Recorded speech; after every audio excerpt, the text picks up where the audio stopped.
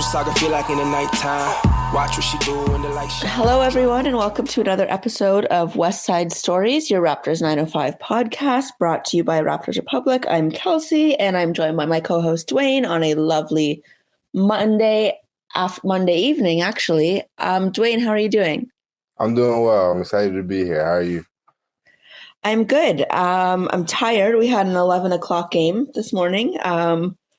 You might know a thing or two about that. What's it like for the 905 or 1 year with the 905 or any team for that matter to play such an early game?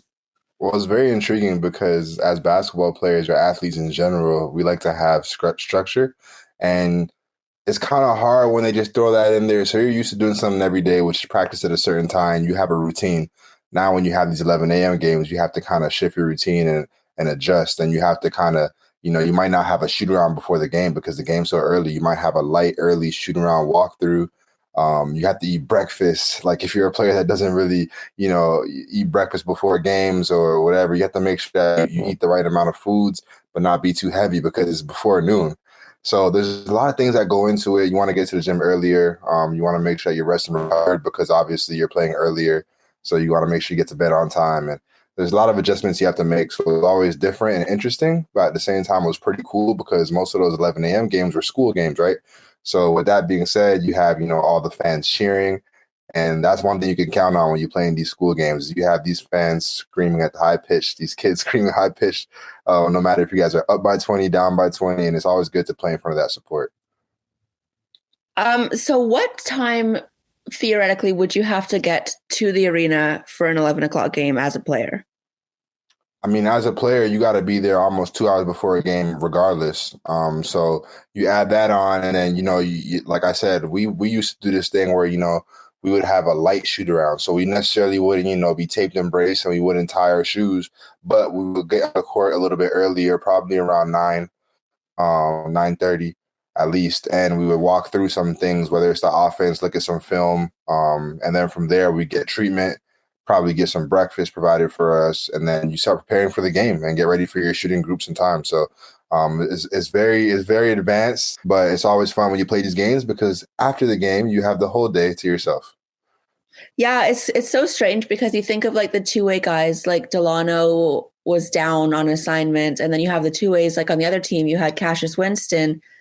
So he played Saturday at 2:00, and then he played at 6:00 Sunday night with the Wizards, and then he played at 11:00 Monday morning. So that's got to be crazy for like a job that requires you to be so structured and so regimented to have such completely different times for games.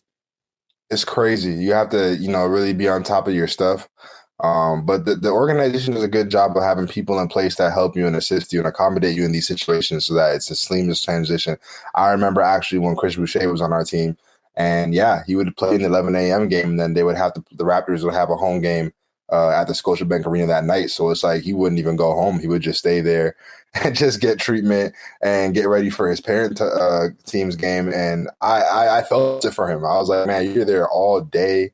You got to prepare for 2 games, but we're basketball players and we're competitive and we love the opportunity to compete. Now, what is it like?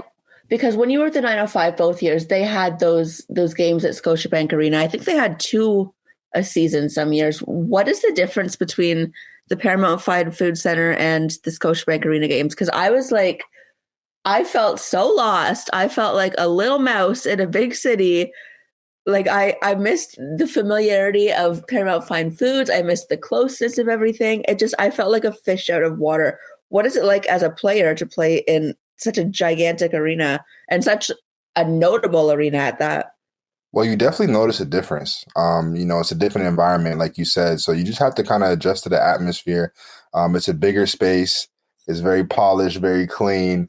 Everything pops, the lights, so you just got to be, calm in the environment and settle yourself for the moment. It's always a great opportunity. You're playing in the NBA court in the NBA arena because this is somewhere you want to hopefully be playing permanently. So it also serves as great motivation and inspiration as a basketball player too. Every time you play on these NBA facilities, you imagine yourself playing there long term. So that also provided like a little spark for me energy wise. And then, you want to go there earlier, like you go to Scotiabank earlier. as a basketball player, someone who wants to, get a lot of shots up so they can get into rhythm, because you're not used to shooting on these rims. So you want to do what you can, through shooting around or through practice the night before if time permits and allows you to, get on that court and get some shots up. But as a basketball player, you want to try and get familiar with the rims, and you want to get there early, get some shots up, and get into routine so that when it's game time, you're not looking crazy out there and looking like you're a deer in the headlights. Yeah, no kidding. I mean, it's kind of weird because it's almost like it's all your home fans are there, but it's still an away arena for both teams. Exactly. It's kind of cool. I imagine it being like an artist where you're like opening up for a bigger a headline tour.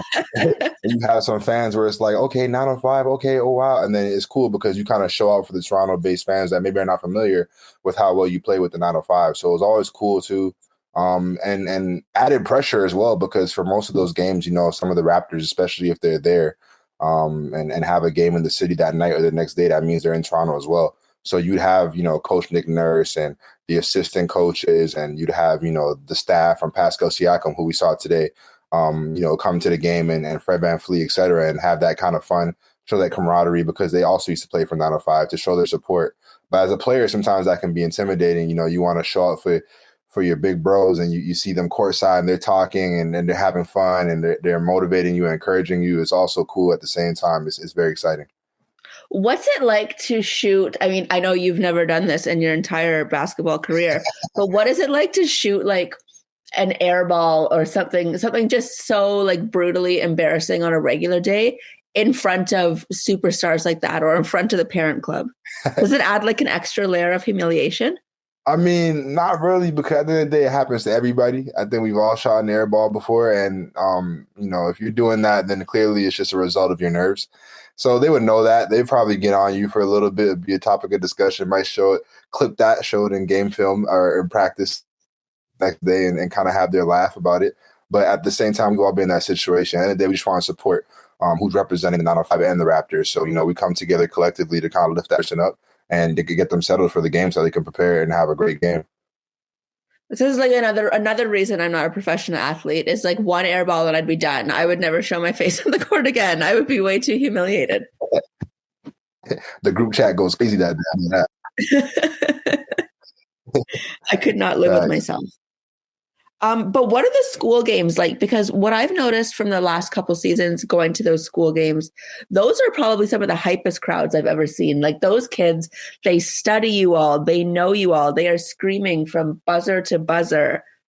What's the difference between a school game and just a regular, Tuesday night game? Well, like you said, it's the kids and their passion for basketball. One, they're probably very excited because they get to miss school for the day. I don't know if it's of the day, but they get to be out of school. So when I was a kid, anything, field trip to medieval times was the best thing for me, because we get to miss classes for that day. So I'm sure they're very excited about that. But like you said, having the opportunity to kind of meet these players, because sometimes they're not able to go to the Toronto Raptors actual game. So the school does a great job of connecting with the Raptors 905 to create these situations where they can come and then they can watch these players play, and they get to meet these players and they get to see these players close up. And similar to before, how I talked about being a player and seeing the Raptors on the sideline, 905 these players serve as inspiration for these kids as well, to show them that, like, listen, you could be here, you could play here, you could strive for greatness, you could, you can go to university just off playing basketball, you could be a professional basketball player, and it makes things seem more intangible and more personable. And then it's always hype because the kids are just cheering for you, win, loss, draw, and they're screaming at the top of their lungs. It's funny the way they cheer. It's like you just hear a high pitch screaming just around the whole arena.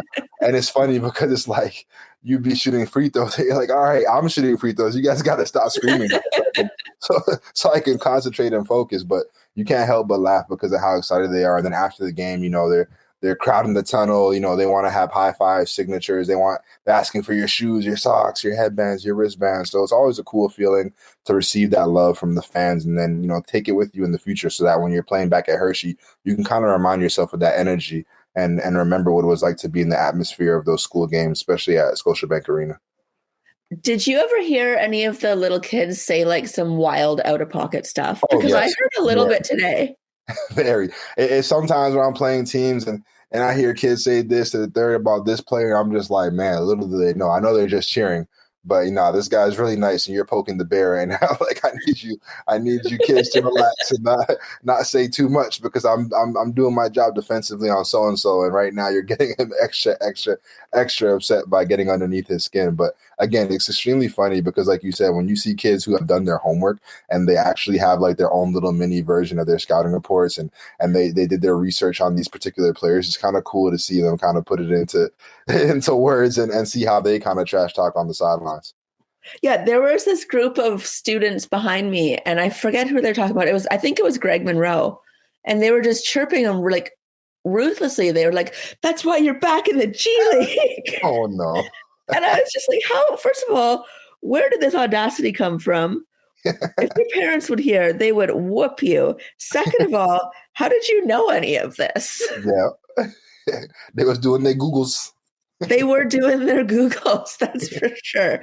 But no, they all have so much fun, and it's so fun to see. I don't know if I could, as a player, hear that every single game. I don't know about every. Loud. Definitely hear it loud in your ears. But, when you're on the road and you're playing in Oshkosh, Wisconsin, or these places that might not have the greatest fan support, you kind of don't take it for granted when you're playing in front of those kids at the school games in Mississauga or in Toronto. Yeah, no kidding. So let's get into the last two games a little bit, because they were kind of like night and day in terms of play style. First game was a brutal loss on Saturday. Today looked like it was heading that way. A 20-point deficit to start the quarter, a 20-0 run by Capital City that the 905 turned around pretty quickly once the bench got in. How common is that, to have one terrible game and then one pretty good game the next, like, literally 48 hours later? I mean, it depends on the kind of team you are. It depends on your character. But a great team always, when they have the opportunity to play a team twice, if they drop the first one, they're able to go to film, they're able to go to practice and shoot around and adjust. And that quick turnaround is something that you look for in leadership, whether it's on the staff or whether it's in the leadership of the players, to kind of instill that lesson in the guys that, listen, we're not going to drop two in a row to the same team. We're competitors, and we don't want to do that. And it's very important to win both games, most games, and split if you can. So, it's common between good teams that have that championship DNA, and I think that's something that the Raptor 905 staff has, and something that the players have as well, and they value. So it was very refreshing to see that. You almost lose by 31 game, but you come out the next game and you have a completely different output, a different result, and it paid dividends for them. So it was good to see. Yeah, it seemed like to me the first game, and this might just be what I was witnessing, it could be totally different, but it seemed like there was a very, very big disconnect between the signees, the two ways, and then the regular squad. It looked like, there were the regular guys seemed kind of lost out there. It seemed like it was almost a three-man team. It was 3 against 5, a lot of the possessions, because the regular squad just wasn't included by the two ways or the assignees. They were kind of just lost, like standing there waiting for someone to tell them what to do. And then the 3 guys from the bigger club were like, we've got this. Like, just plant yourself in the corner. And that happens sometimes. I mean, we spoke about it many times in the pod prior. Just the inconsistencies, the roster changes, and the two ways coming down, or the assignees coming down, and sometimes it creates these situations of uncertainty between the offense. And like you said, there's always that little struggle dynamic that's always sometimes awkward, where it's like, all right, you want to defer to the assignees, you want to defer to the two ways because, they're coming down, they're playing with that aggression, and they're hunting their shots and what have you. But at the same time, when these players defer, who are probably regular contributors, then it kind of makes a difference throughout the game, because, when you have that disparity in shots or you have a disparity in effort, then it's kind of difficult to kind of collectively come together and win the game. So when you're one of those players who are a focal point and an important piece when the assignees and the two ways aren't down, it's very imperative that you want to just shy away and refrain from just staying in the corner and being a 3-and-D player if that's not your original role. If you're someone that has the ball in your hands, you want to make sure that you go up to the assignees and the two ways and you try to find your own creative offense and aggression within what they're doing, and be on the same page so that everybody can eat, because that's what it's all about. It's about the whole team winning so that everybody looks good at the same time. And, if the team wins, then you win. And at the end of the day, that's what we're here for. How do you kind of assert yourself as a regular roster member to the assignees or the two ways that are kind of taking over? Like we saw the first game, there were 10 total shot attempts off the bench. That's unacceptable. No matter, I don't care if, LeBron, KD, and Giannis came down, your bench should be shooting more than 10 shots, right? So how do you go up to these guys and say, listen, you got to involve us, without kind of creating this on-court rift?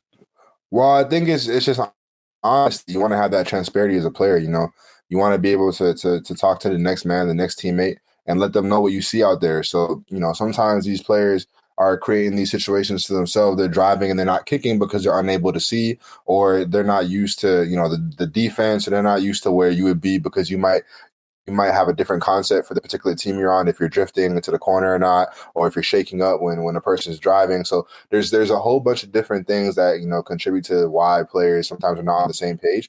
But as a player, I'll tell you one thing: you should be able to control what you can control. You can't control when someone else is taking shots or they're always in the pick and roll, but you can always control your effort. And for me, one thing I used to do is someone who, was not someone that necessarily need the ball in my hands on a every possession basis.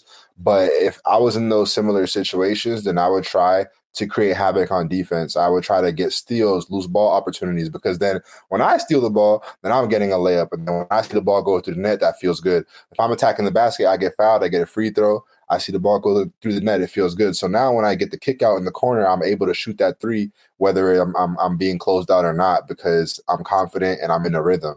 So for me, if I'm one of the players that, sometimes like to defer when these bigger guys come down, I want to affect the game as many ways as I can. Take a charge here, get a steal here, get an offensive rebound, kick out or tip in, and do little things that allow you to stay present and active in the game, so that at the end of the day, when you get the ball, you're not looking like a deer in headlights, like I said earlier. Yeah, we saw a lot of that in both games with Ashton Hagans, who we didn't see in the first couple of matchups at home. But he was always, the first one running back in transition. He was always the first one at either end of the court, creating his own opportunities and creating for his teammates. And that allowed him to actually get more minutes in the second game than one of the starters, than Justin Champagnie. Well, it's his pace. I thought today his pace was incredible. Like you said, just him pushing the opportunity, not necessarily pushing the ball to score, but pushing the ball just to keep the defense on their heels.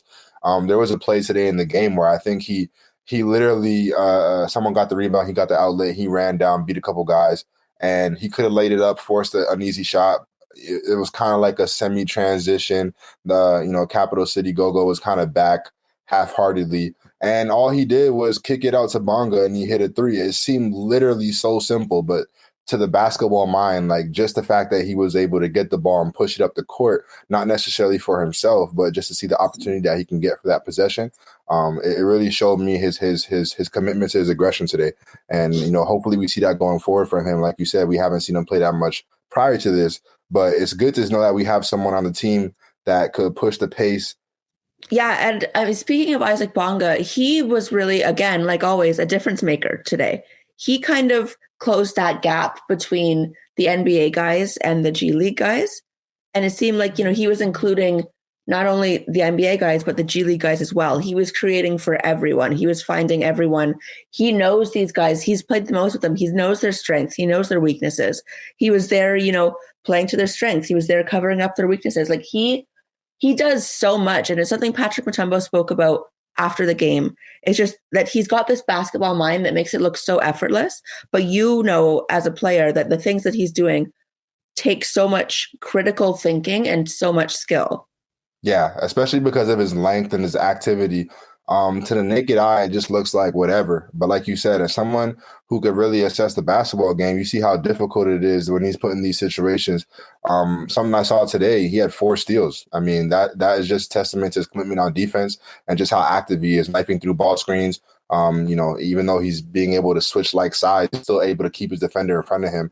And then I know that the Raptors, shout out my guy Arsalan 905, they have a coach that tallies up deflections and how many stops they get into a row. So, that pride on defense that Mutombo continues to instill in the team is definitely starting to reap through. And we saw that today with his activity when he had, 8 rebounds, and he also had 4 assists to go along with his 16 points on a very efficient shooting, 7 for 10 from the field.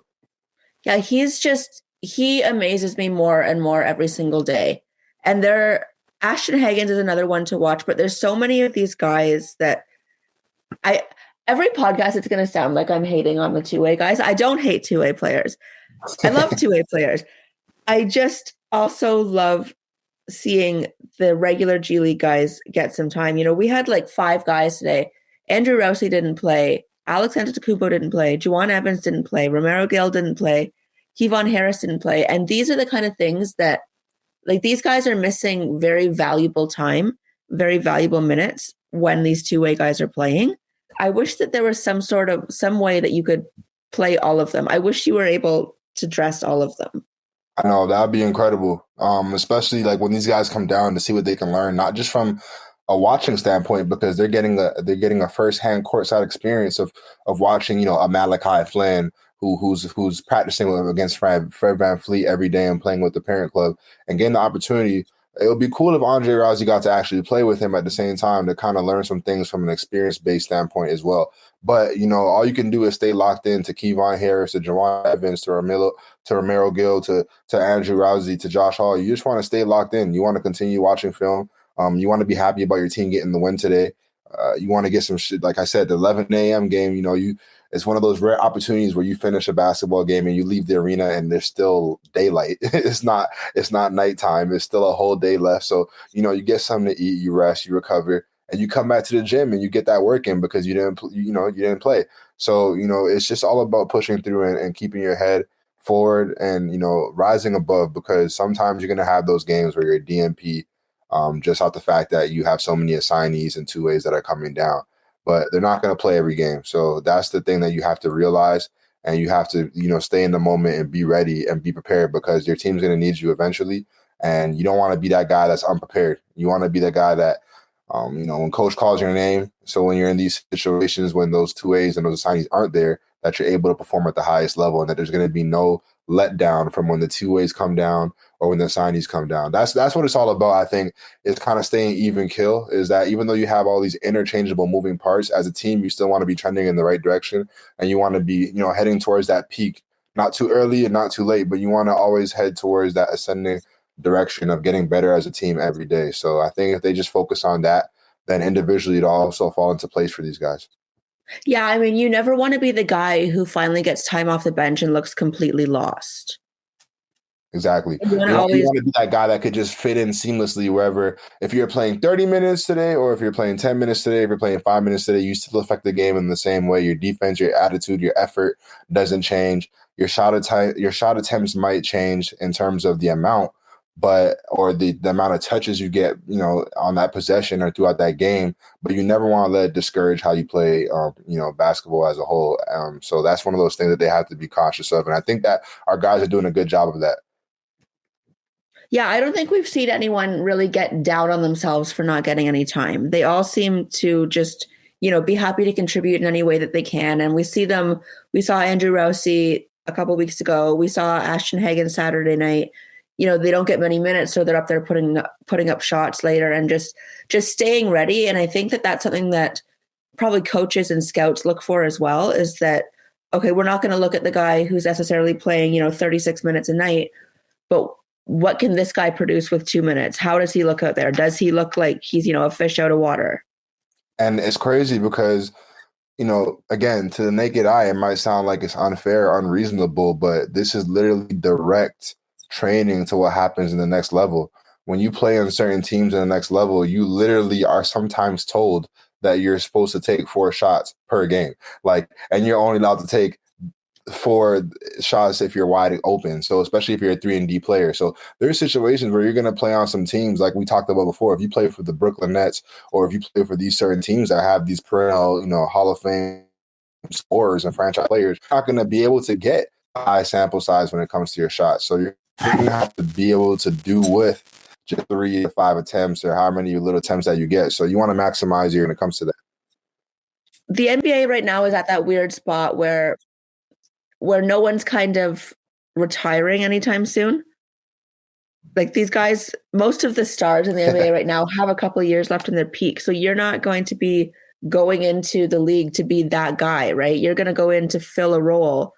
So I think that, yeah, like we were saying, what you produce off the bench, what you produce in your limited minutes is just as important as what these guys are producing in 36.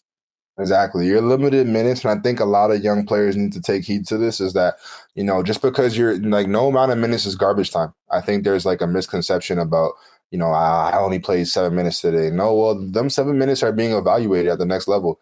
So you want to see what you can do. You want to maximize your efficiency, your effort in those 7 minutes, even though it's just 7 minutes, whether it's at the end of the first quarter, end of the second quarter, whether it's the end of it doesn't matter. Like to as a basketball player, as a competitor, you want to make sure that every time you're stepping on the court, you're giving 100% effort because you never know who's watching.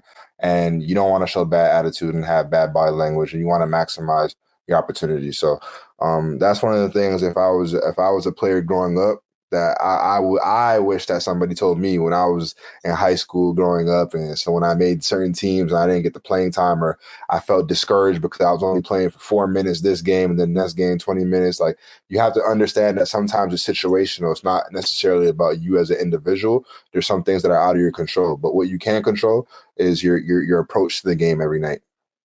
And how do you switch to that mindset? Because it's something that I always thought of when Bruno Caboclo was with the Raptors, when, he would play these garbage time minutes and people will be chanting, we want Bruno. And he knows, and they know that it's because they're up, 30 points, they're up 20 points. Is that that's got to be a defeating feeling for those guys, right? Like just to know that you are essentially this human victory cigar. I mean, yeah, like Taco Falls, et cetera, those kind of guys. But, as a player, like I said, you just want to make sure that you don't, I mean, we had COVID, we had the pandemic where we were unable to play basketball. So right now you should be happy getting 1 minute of playing time on the court. Just being able to cherish the fact that you're able to hoop right now is a special, and during this difficult time is very special. It's a special feeling. So you want to kind of, strip yourself, rid yourself of that pride of, and kind of be humble when it comes to that. Sometimes you're going to play in those end of the game down by 30 or up by 30 moments, but they can all be teachable lessons. You want to, like, I remember being in university and, you have walk-ons who don't play that much. They practice extremely hard. And to them, they look at those minutes as rewarding. Like they've waited all their life to play 5 minutes in the SEC game or to play whatever. So, I think as a player, you have to realize that everybody goes through it. Everybody goes through those situations where, you're not the best on the team, or you're not playing the whole game on the team, or there's always going to be a hierarchy system in basketball that you have to adhere to as a player and have to respect. And that's something that I've learned throughout my career. Yeah, I guess just going in humble and knowing that it might hurt now and it might be kind of embarrassing now, but if you stick to it, it's not going to always be that way. Exactly. You just want to stay the course. And because you're going to be in a position where you're going to be on the other side of the politics that we like to say in the locker room. So, when you talk to guys and vets and OGs, like we just talked about Greg Monroe, when you have guys like that who can be on a G League team, who have been on great NBA, have been on great NBA rosters and in great NBA situations in locker room, they can kind of pass down that wisdom. So that's why it's always good to have the G League, NBA vets that can come in and kind of keep these guys head straight and let them know, like, listen, I went through the same thing you went through and look where I am now. So when you have those kind of stories, success stories, and it kind of allows you to change that mindset a little earlier as a player. And that kind of goes a long way for you at the end of your career. Yeah. I mean, bringing it back to Bruno, like he here was the end of bench guy, garbage time. He went back to Brazil. He's playing professionally back home in Brazil now, and he is a star. Like they love him. He's starting. He's playing every game, and they love him. So it's not a forever thing when you're that end of bench guy. You're not always going to be the 15th man. Yep, and it's always going to be an audition for another team, like we spoke about before. I think we talked about Precious.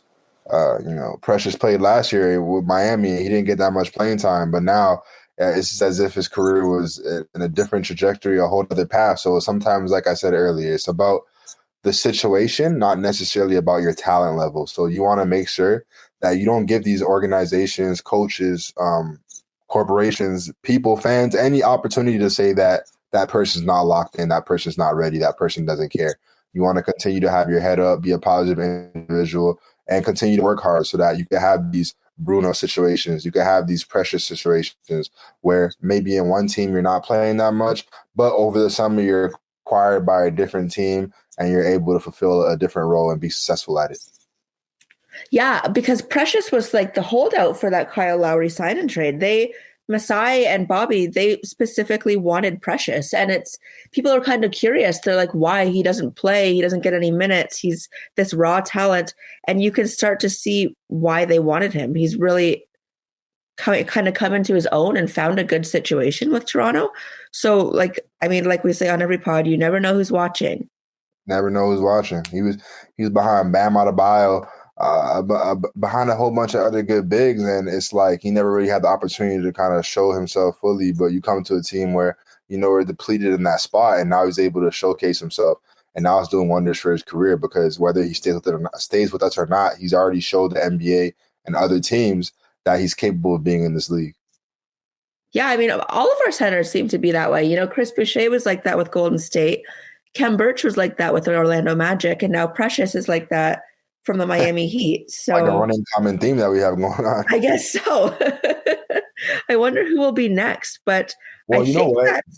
The city of Toronto is a city of underdogs, and I think that's why our fans, we have the Jurassic Park, why we have the Kyle Lowry stories, why we have all these amazing stories of players, like you said, Boucher, of Fred VanVleet, of Siakam coming from the G League, Norman Powell. You have these stories, Jakob Porto. You have these stories of guys who were not, necessarily received as great big players, or like we said, Fred going undrafted is kind of hard to even fathom when you see how well he plays. So Toronto embraces that culture of like being, the underdogs and being overlooked, because in Toronto, when it comes to athletics, that's how they treat us, especially when it's not hockey. So we already have that chip on our shoulders, and then you kind of put the battery in these players' backs, and it's kind of like we embrace that attitude, we embrace that environment of like, all right, the rest of the world's not going to respect us. Let's show them why Canada, is a great place for basketball and a great country in general. Let's show them why Toronto is a great place for basketball and also a great city in general. So I feel like it goes hand in hand, and it's a perfect marriage between the players and also the organization with the Raptors and the 905 of players who have just been overlooked and are considered as underdogs that have to prove themselves not only to their peers but also to the competition.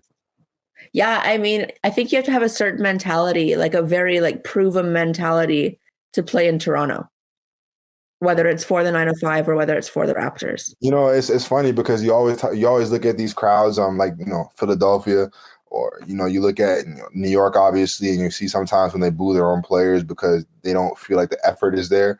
I kind of feel like Toronto, we don't boo our players, but we have that passion in the sense where it's like we just want to see our players play hard. It's not even necessarily about us winning every game or about us being flashy or making ESPN or Sportsnet or TSN every night. It's about guys who are playing hard, and if you play hard, you will be embraced. That's why we have so many cult favorites in Toronto, whether it's JYD, whether it's like Jamario Moon, like whether it's other guys that probably aren't super noticeable and successful in other organizations, but they're like our prize jewels here in Toronto, just because they embody what Toronto is about and Canada in general, which is that underdog mentality.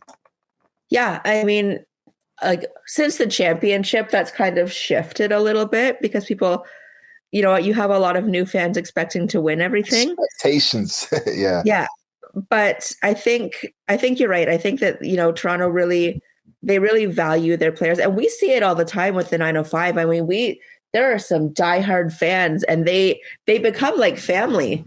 Family, yes, exactly. So shout out to the fans that are continuing to support, the 905. I think it's incredible that they're, showing out, whether it's courtside at every game, whether it's at the fine Paramount Food Centers, or whether it's at Scotiabank Arena. You see the same faces, and their unconditional support is amazing. Whether the 905 loses, whether they win, whether, you're a player that could be called up for a couple of days or called up to even a different team. But when you come back here, the love and the support is exactly the same. And I think that's something that's very important to these players, especially players who are not familiar with Canada and not from Toronto. And, you have that support system, and it's like you're able to find that second, third, fourth kind of family feeling in a foreign country. So I think that goes a long way, because as players, you definitely get homesick. Believe it or not, like, these Americans especially are homesick when they come over to Mississauga, to the 905. So to have that familiar face and that constant energy of like support, it goes an extremely long way for a player. Yeah, especially the ones from the South. We have so many guys from the South this year. I think Reggie's from Alabama, Juwan's from South Carolina, Kevon's from Atlanta. They're probably pretty homesick seeing all this snow. Homesick, and they're about to get a rude awakening when you have that, like, them 10 inches of, like, them school day type vibes of snow, where it's can't even walk through the snow and stuff. So those days are approaching soon, and I'm interested to see how they handle it. I am also interested. It looks like they are fast approaching, but I think that's a good place for us to leave off. Thank you for listening. We will be back again next week with some brand new content for you. I'm Kelsea. You can find me on Twitter at Kelsea_lately. You can find the podcast at Westside Stories. Duane, where can we find you? You can find me on Instagram at Do Notice, and then on Twitter you can find me at Do Take Notice. So continue supporting the pod and continue listening. We're going to have some special guests coming up, which I'm very excited about. Interviewing some former 905 guys and current 905 guys. And that's something that I'm excited about. That's going to be happening very soon. All righty. Thanks for listening, and we will see you later.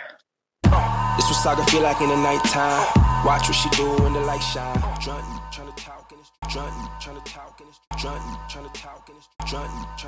and it's